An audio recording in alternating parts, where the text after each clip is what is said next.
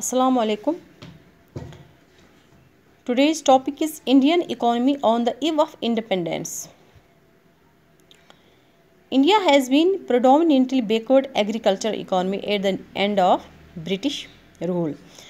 जब यहाँ पे ब्रिटिश रूल ख़त्म हुआ तो जो इंडियन इकोनॉमी थी वो बैकवर्ड इकोनॉमी थी। ज़्यादातर इस इकोनॉमी का इन्हिसार किस पे था? एग्रीकल्चर पे था। तो यहाँ पे देखेंगे हम डिफरेंट पॉइंट्स कि उस वक्त इंडियन इकोनॉमी की हालत क्या थी। First is the colonial exploitation, irrelevant policies and oppressive political regime did not allow the economy to grow. The economy became stagnant and mainly dependent on agriculture. ये जो economy उस वक्त थी जब ब्रिटिश रूल यहाँ पे एंड हुआ, because of colonial exploitation, और जो पॉलिसीज़ थी इकोनॉमी के सही पॉलिसीज़ नहीं थी, तो उस वजह से जो ये इकोनॉमी थी ये एक ही जगह पर अटक गई थी और मेनली ये किस पे डिपेंडेंट थी? एग्रीकल्चर पर।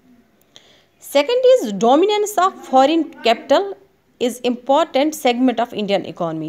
Pressure of British government to make India a supplier of raw material and market for British manufactured goods turned in an Indian economy into a colonial and backward one. यहाँ पे जो raw material होता था वो बाहर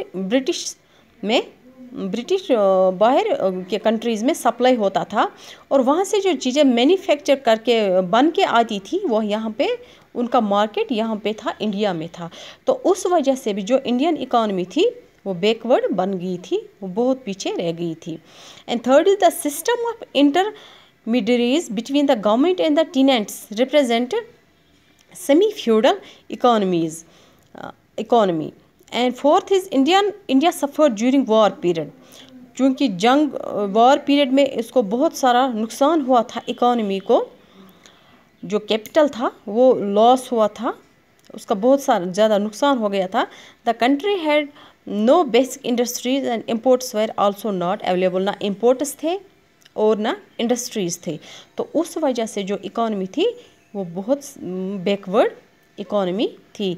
तो this was the position of Indian economy on the eve of independence. Thank you.